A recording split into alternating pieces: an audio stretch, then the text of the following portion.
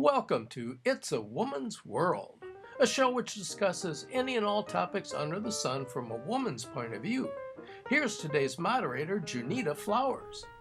Welcome to It's a Woman's World. My name is Junita Flowers, and I'm thrilled to have our show feature today, African American Women in Politics and Public Service. And I'm excited to delve into this topic, but first, let me introduce you to my co-host and our guests.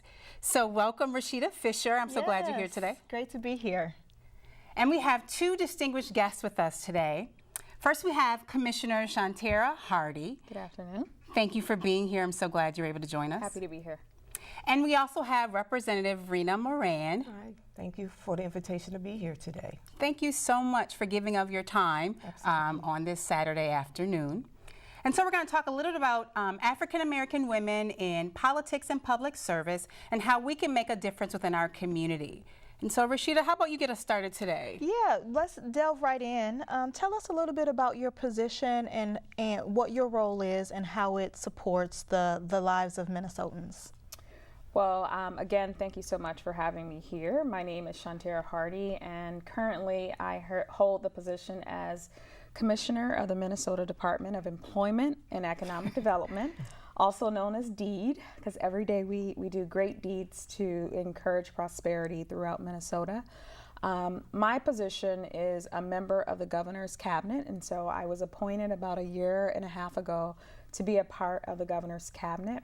The department is the state's premier economic development agency, and we are focused on workforce development, be it our workforce centers, we have about 47 around the state, or economic development, helping businesses start, helping them relocate to Minnesota, and also international trade. And so we position ourselves internally in state government as the agency really focused on how do we drive our economy, and also externally from a standpoint of statewide, nationwide, and throughout the world. It's a big job. Some days, actually most days.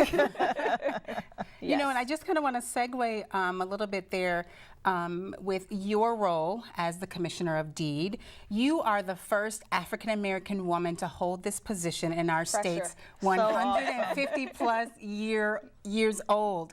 Did it feel like a lot of pressure to step into that role? It actually did. I'm honored that, as I mentioned, this was an appointed position that Governor Dayton and Lieutenant Governor Smith chose me. It was a role that I think along my path I've been preparing for, but I didn't know. But it's a huge role. I have a staff of over 1,500 awesome public servants, and so every day is a new day. But the pressure is there. As an African American woman, the spotlight is sometimes shining a little bit brighter on you in the work that you do every day. And so double checking the dotted I's and the T's being crossed is a daily thing for me. And that's something that I hold dear, because I do know that I am that vision of possibility for a number of young girls that look like me. So making sure that I perform in this role to the best of my ability is my number one thing every day. Awesome. Awesome. And Representative Moran. Yes, so, and again, thank you for the invitation to be here. I am always excited to be a part of a conversation that really looks at, African American women and girls. So thank you for the invitation again. So I represent District 65A. I was first elected in 2010 to represent almost 40,000 residents in District 65A, which is the Rondo, Frogtown, Midway, a little part of the North End and Cathedral Hill. I also was the first African American person to represent St. Paul in the House of Representatives, which is a body of 134 legislators from across the state. There I have 3 committees that I sit on, which is Education, Health and Human Service, and Jobs and Energy, all which I find is important to not only myself, but the community that I represent. I represent a very diverse district, families who care a lot about having a great educational system where our kids are doing well. And of course, we want to have great opportunities to be in a strong workforce. So we want to work, you know, and hold business and be entrepreneurs and, you know, have a small business so that we can hire within our community. And women have a role to play in that process. I was really fortunate to bring policies and legislation to that body that really support women and girls of color, which was called the Women of Color Opportunity Act. And I will talk a little bit more about that later. Excellent. It says a lot that the two of you in 2017 are the first African American women to hold your positions in our state. So that's something that we should celebrate, and I'm very proud of. But it sounds like we have a lot of work to continue to do to make sure that we're not making still first in 2025. We want to get African American women, people in our community excited, empowered, and ready to make change by serving in politics or in public service. So tell me a little bit about your path to your career. Did you, when you were 5, did you know you were going to be a public servant, or at some point did you just feel the discord and decide, you know, I want to use my voice to make change? Tell me about your journey. We'll start with you, Representative Moran. So I never grew up thinking about politics or want to be a politician. You know, in many ways, I don't see myself as a politician.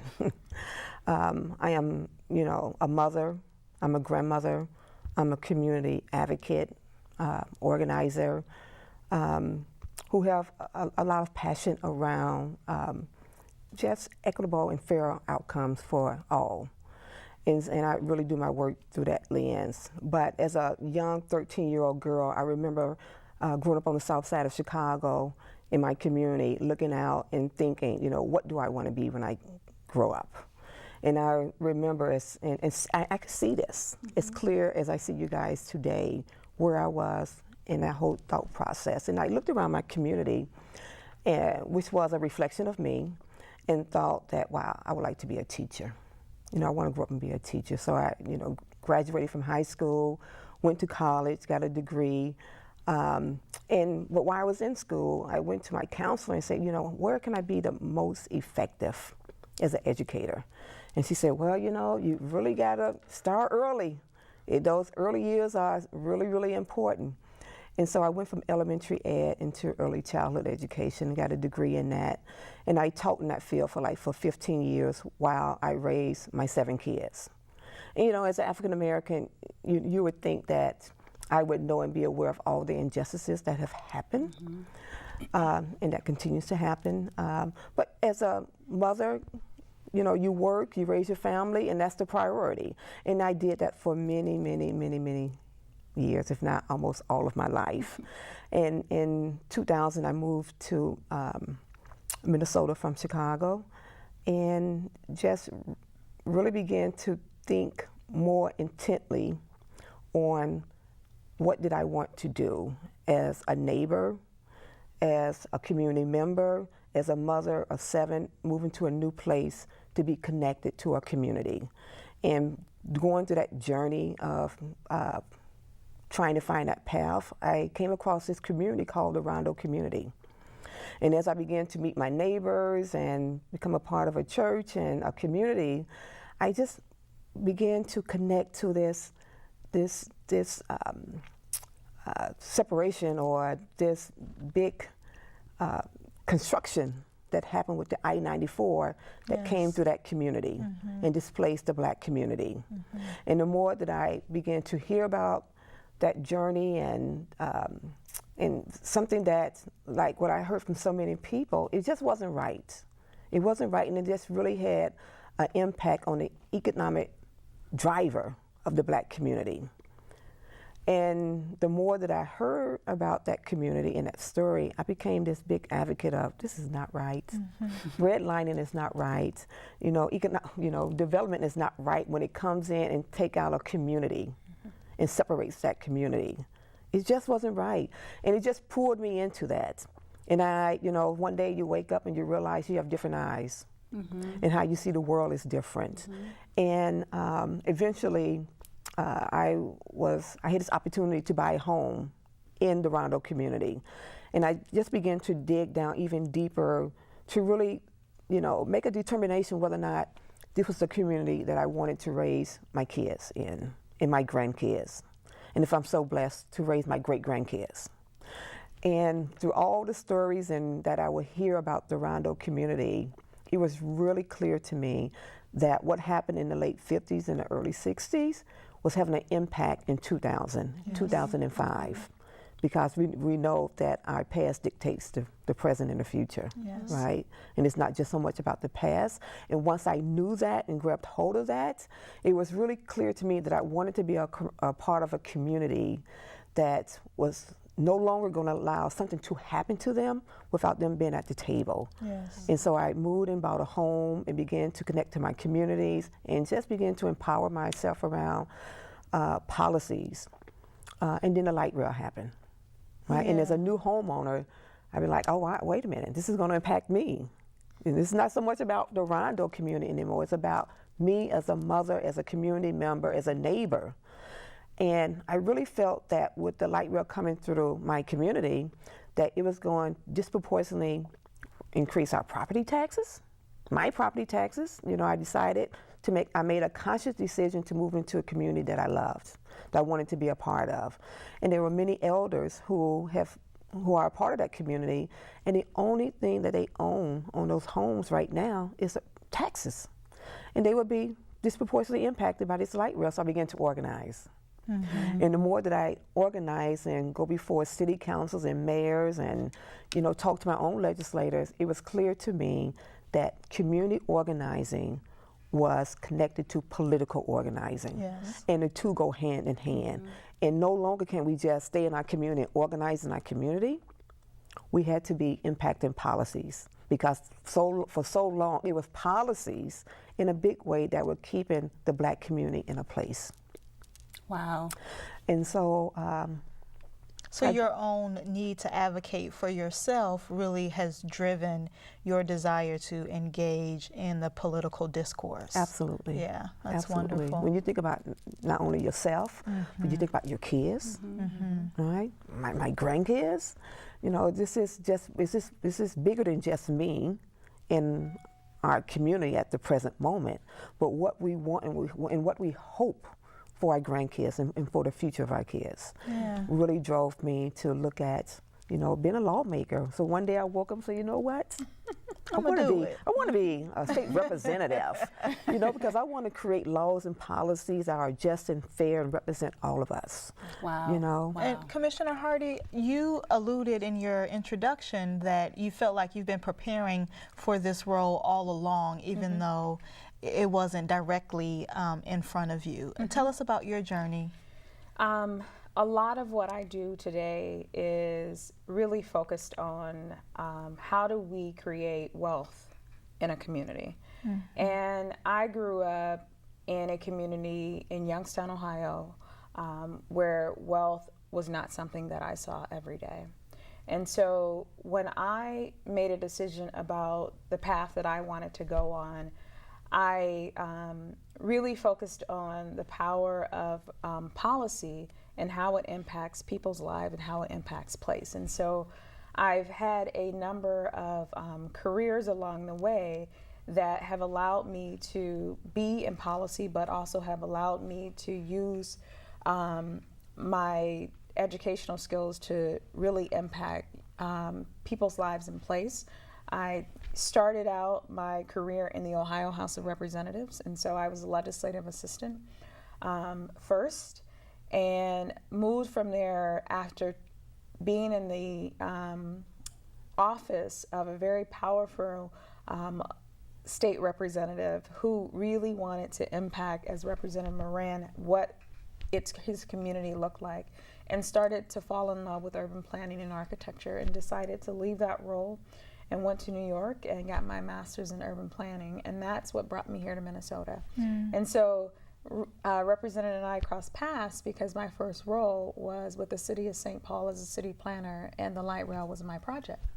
And so getting to understand the history of Rondo and understanding how just one project took the wealth out of an entire community. Yes. The entire backbone of that community was ripped out in one construction project. And to have the Department of Transportation come back to, after so many years of that disconnection from the community, to bring in another project and to have the opportunity to be a part of a community that wanted it to be done differently. And so I had the privilege of working with people like Representative Moran, a number of organizations in that community, to build that light rail in a way that it was going to bring wealth to the community. And so it was a community who demanded the extra 3 stops. And it was very powerful for me. And as I navigated through my career, understanding that importance of owning your place and understanding that you have the power to dictate your status in that place. Your current position doesn't always have to be your permanent position. Yes. And that was very evident in a lot of the work that I've been able to do.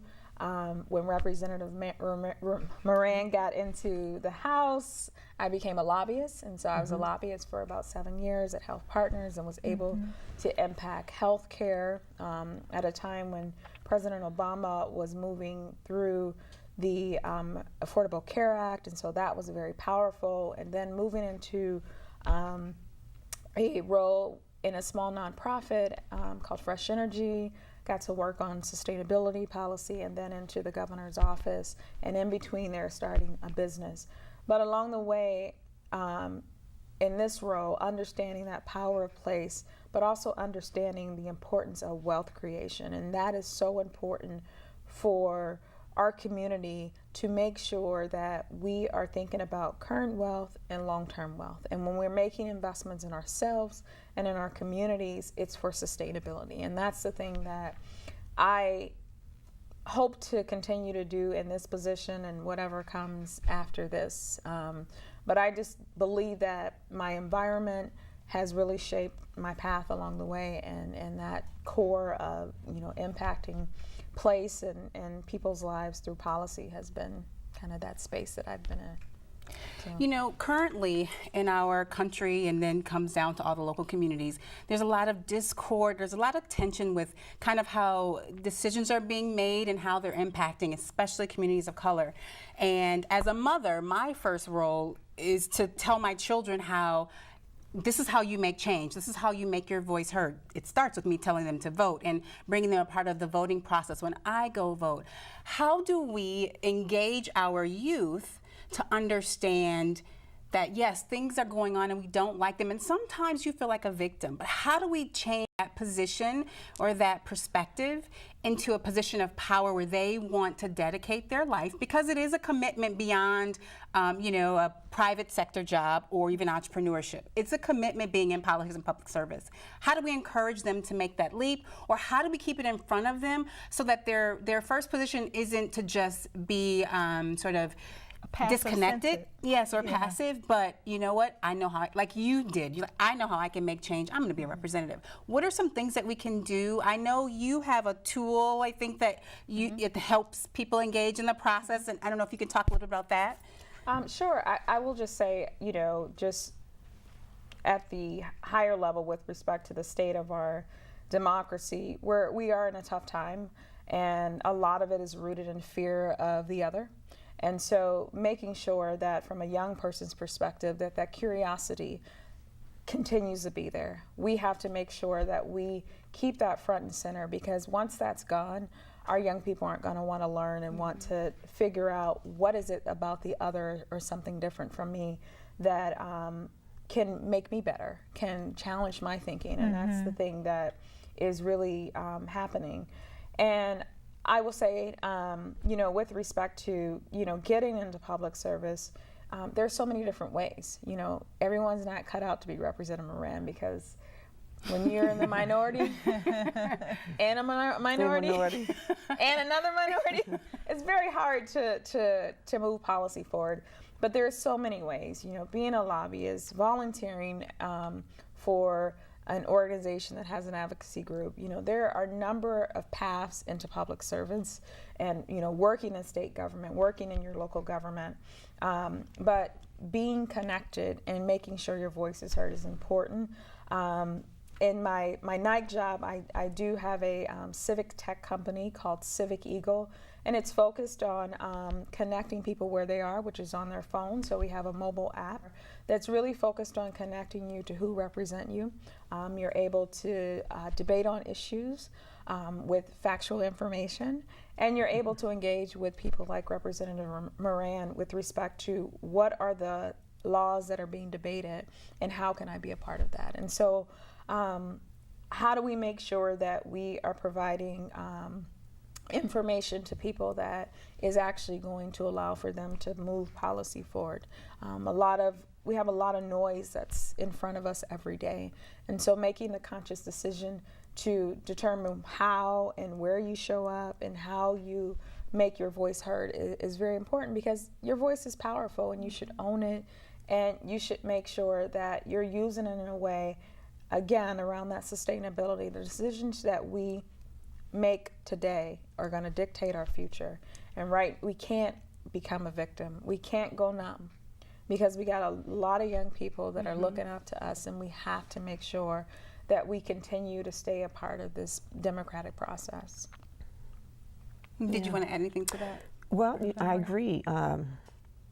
As African American, who many of us don't like politics, don't believe in it, thinks that is, corrupt and bad, and we have reasons to feel that way. And for our young people in this day and age, with all that is happening, allow them to feel that way and feel that their voice don't matter. So for me, when I first ran, in every election after that, I've been very intentional in trying to bring young people into my campaign, to be a part of the process, to help them see and build their own personal power. Because often enough, they don't believe that they have that power to create the change. They believe that someone else has that. And so it's really important for me to help them see the possibilities and to be a part of a process and to build that personal power and political power. And that is done through relationship and building a relationship with others who are in those positions. So I try to do that. We are in a place where not participating, not using your voice, and realizing that your voice is your vote and that vote is your voice is not a part of where we're going or where we need to be. And so I think, like, personally for myself, Commissioner Hardy, just don't know how much she influenced me, right? As a new person in the state who has spent much of her life just raising her kids, who have now become active, to see another black woman at the city, a city planner, a black woman, like, really? Right? But it's important that our young women and our young men see others who are in these roles, to believe that it's possible. So the more that we can introduce them to those possibilities, to be able to dream and hope, and to encourage, it changes the ties about how they see somebody else with all the power to begin to believe that they have some themselves. Not many people know that Representative Moran and I and Melvin Carter believe that we can make an impact. We started an organization called Urban Embassy, however many years ago that was. That was 2008. Yes, 2008. Focused on getting out the vote. We got so many people out. Actually, Representative Moran got so many people out, and it was an organization really focused on getting young people out in the process, and we were successful at it. Yeah. We had a number of awesome events and really focused on how do we make sure that the African American community was seen in the process, and that's gave her the big old bug, and then she's They're giving a bug, right? It's important. And I had the pleasure of hearing you do a keynote address at an entrepreneurial summit, and I thought right away, I have to tap her and get her on the show, because I think it is important to celebrate, recognize, and continue to show youth in our community, not even just the young people, but also women who are at a point in their life where they're trying to figure out, how do I make a difference at whatever age, that African American women are in leadership, we are in power, and when it's just the power of seeing someone that looks like you that can ignite a level of hope, or it can reignite a dream that will make somebody say, you know what, starting today, I'm going to do something to make a difference. Whether it's volunteering at a local nonprofit, whether it's mentoring other young girls, or whether it is making the commitment to be in politics. So I just have to say, thank you for the leadership that you bring to our state. It took us a whole lot of years to get here, to have you represent us, but I'm grateful that you are here, and I'm grateful that you decided to come on the show and share your journey. Let me share one little thing. I just need to share this about a team of young girls that I'd engaged in my first election. At that time, I had a 16-year-old and 17-year-old daughter at home, so all their friends came a part of the campaign. It was new to them, and they would get my lit piece and put things together and make some phone calls for me, and had a whole youth council. But here it is 7 years later, right? And I listen to them talk about politics now. Wow. Yes. I mean, like, really, right? I mean, they are like totally in on what's happening at this moment. And so it is those small little introductions that we think are so small that can just like transform and bring an awareness Really where inspire awareness was people. not there. Absolutely. Yeah. So I get excited when I see them now. I took my daughter, the Minnesota Women's Consortium has Girls Rock the Capitol event, and I took my daughter to that event. And again, and of course she kicks and screams and fights and doesn't want to go. But, we know the power of exposure. Whether you pursue that or not, you will always know that your voice matters, and there are channels that you can take to make sure your voice is heard at the table. And one of the representatives said that for a woman to make a choice to go into politics, she has to be asked 7 times before she'll make a decision. So I told my daughter, okay, so there's been 4 times today between myself and some of the other volunteers. So whether she chooses that or not, I don't know. And I know you just kind of made a decision after, but who knows, it could have been 7 times for you too. It wasn't easy. It's like, oh yes, I'm going to do this. I mean, we for some reason never, especially for women, we never think we're quite ready. We need to learn a little bit more. We need to just do something else. Someone needs to ask us again, to see the potential that's there, because we don't see it ourselves.